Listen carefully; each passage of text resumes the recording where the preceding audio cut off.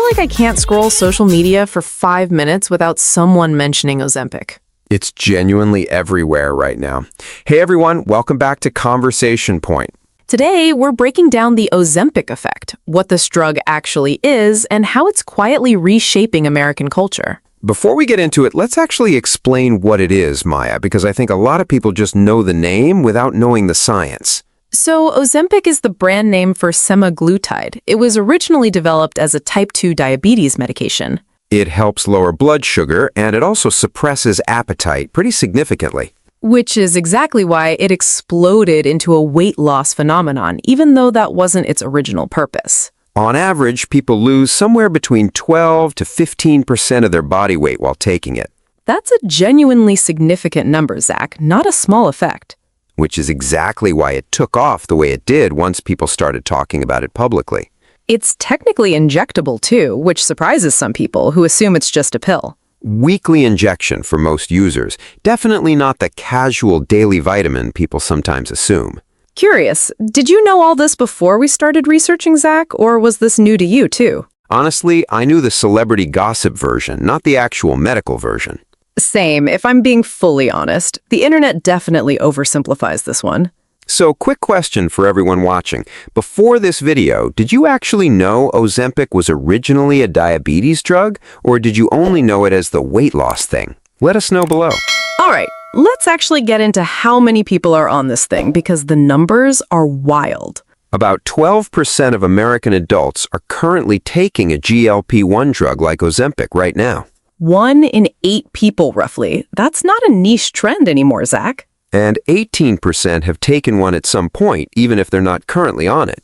Current use actually doubled in about 18 months, too. This isn't slowing down. 47% of people know someone who's used it, even if they haven't personally. So basically, everyone's either on it or 1 degree of separation away from someone who is. Genuinely might be true at this point, given how many people it's actually reaching. So tell us, do you personally know someone on Ozempic or a similar drug? Family member, friend, coworker?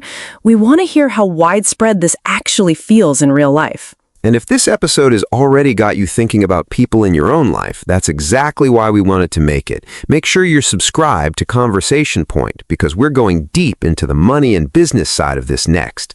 All right, Zack, time for the money side of this whole story, and it is genuinely staggering. Ozempic alone brought in around $18 billion in revenue in 2025. One drug, Zack, $18 billion.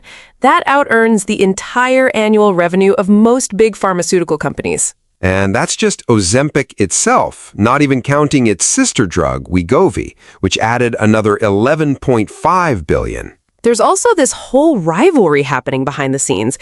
Eli Lilly actually overtook Novo Nordisk for the U.S. lead in this market last year. Lilly's holding around 57% market share now, mostly through Zepbound and Mounjaro. Impressive. And Lilly's market cap got close to a full $1 trillion by mid-2026 because of this. $1 trillion, largely riding on one category of drug. I genuinely didn't expect a weight loss injection to become one of the biggest business stories of the decade. Nobody did, Maya. That's honestly the wildest part of this whole thing. It's not just the drug companies either. This is rippling into completely unrelated industries now. Like what specifically? Explaining. Restaurants, grocery stores, snack brands, even fashion. We're getting into all of it. Quick one for everyone watching. Did that surprise you? Lilly actually beating Novo Nordisk?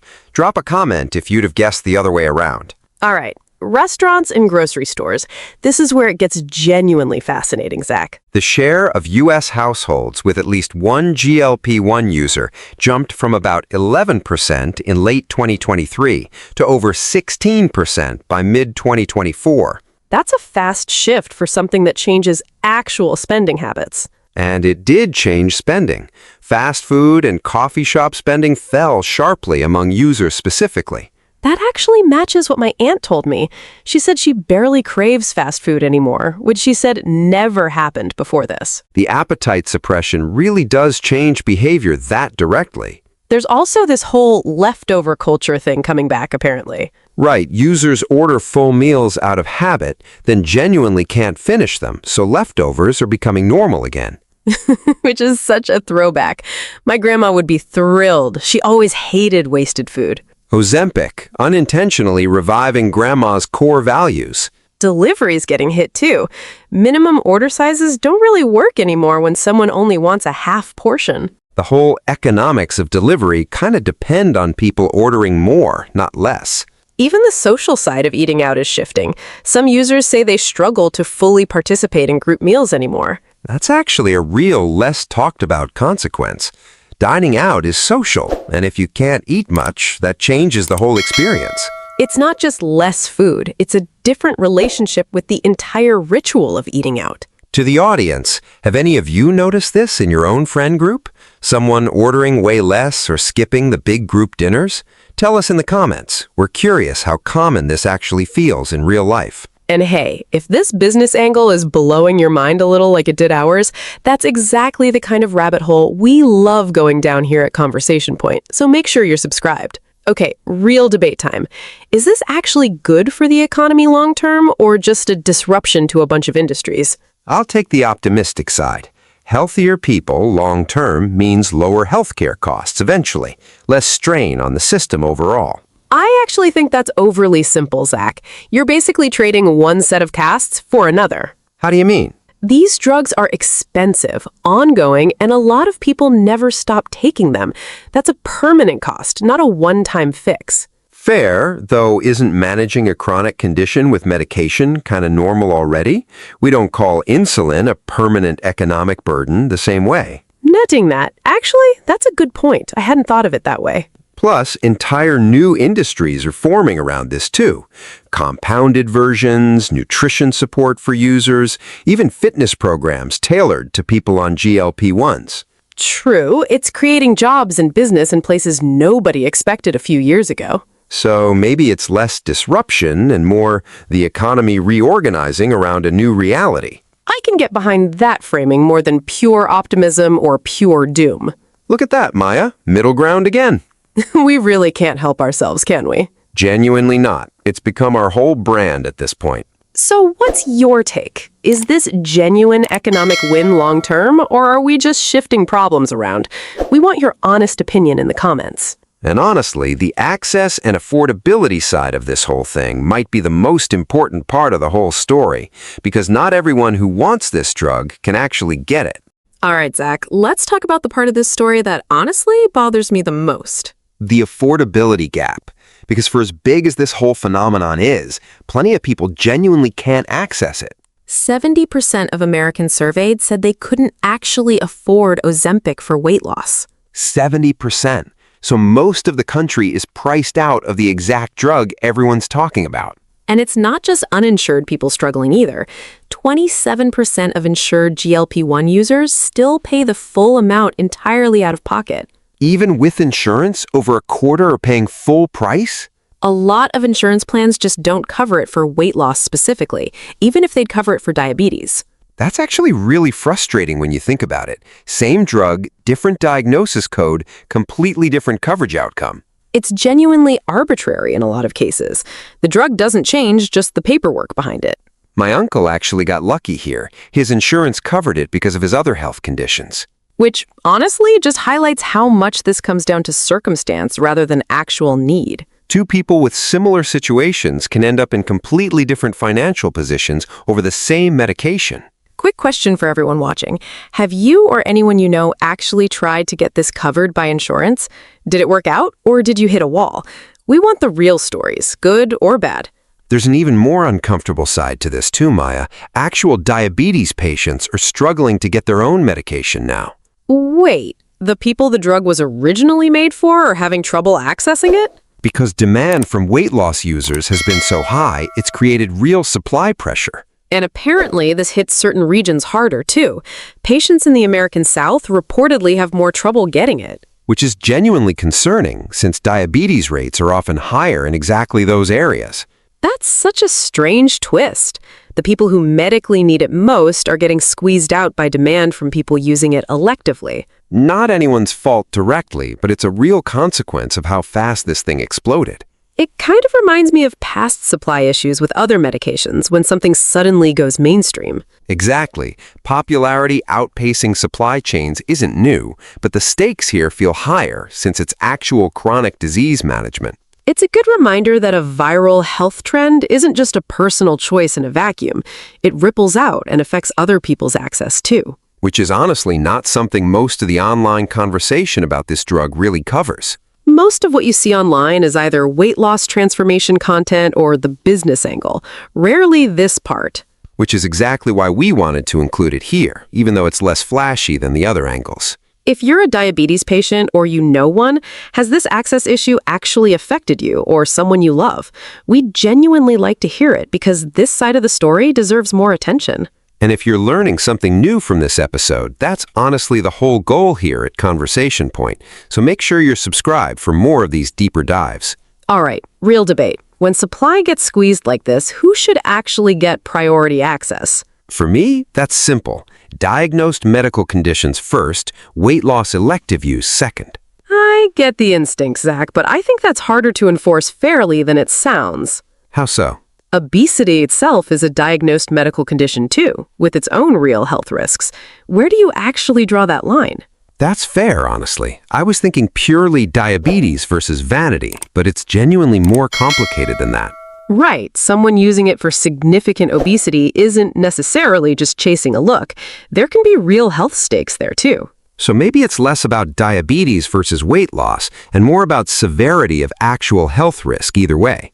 That feels like a fairer framework, even if it's harder to actually implement in practice. I still think doctors should have more say in this than they currently seem to, rather than just whoever asks first or pays the full price.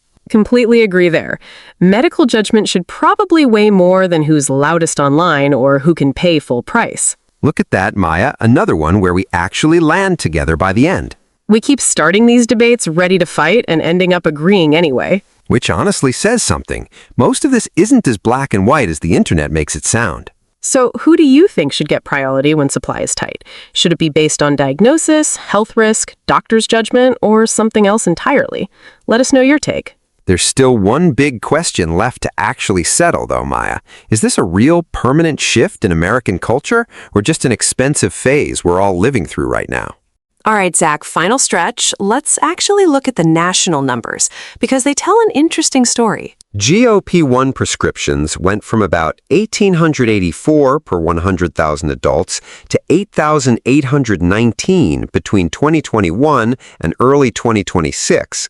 That's more than a four-fold jump in just a few years. And during that same stretch, adult obesity actually fell from 42.3% to 40.7% nationally. That's a real, measurable shift and one of the most stubborn health statistics in the country. Some surveys show an even sharper drop, from 39.9% in 2022 down to 37% in 2025. Which works out to roughly 7.6 million fewer adults meeting the obesity threshold than just 3 years earlier. Genuinely one of the biggest population-level health shifts we've seen documented this fast.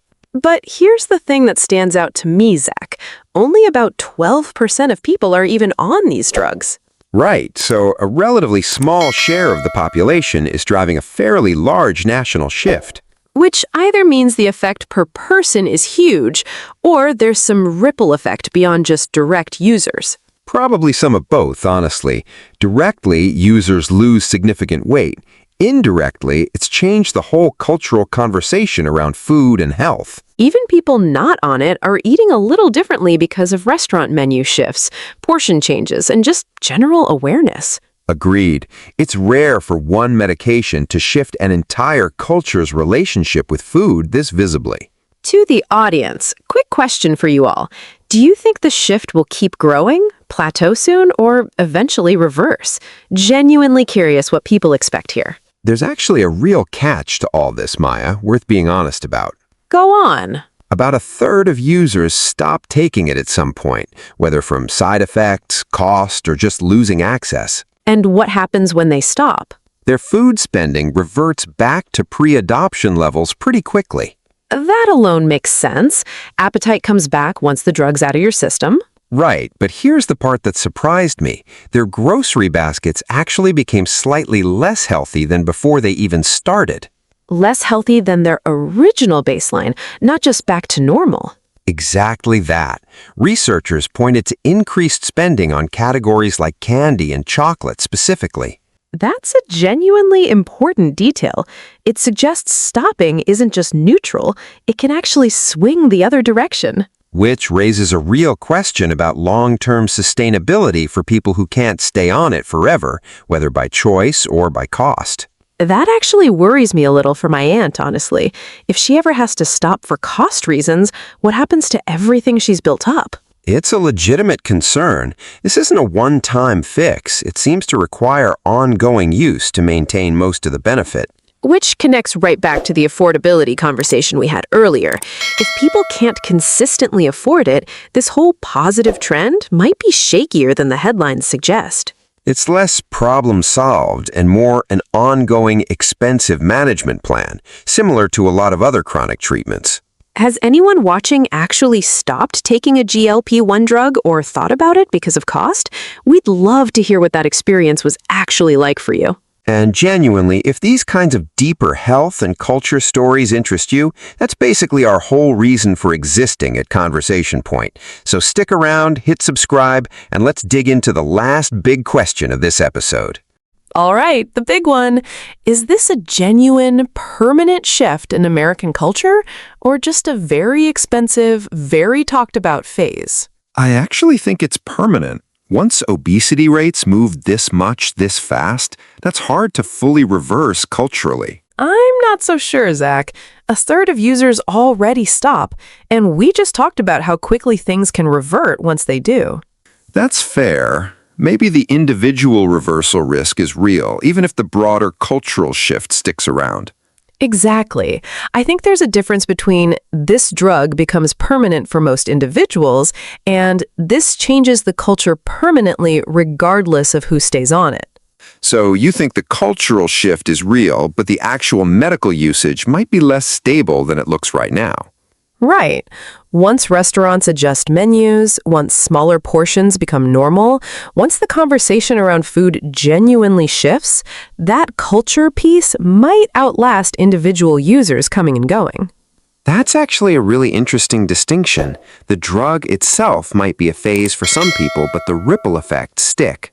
Similar to how not everyone still uses certain older diet trends, but the broader cultural awareness they created never fully disappeared. I think that's probably the most honest answer here. Not purely permanent, not purely a phase. A real mix of both. Look at us, landing on nuance again, right at the very end of this whole series. We really cannot help ourselves, Maya. It's become our signature move at this point. All right, let's actually close this whole thing out properly.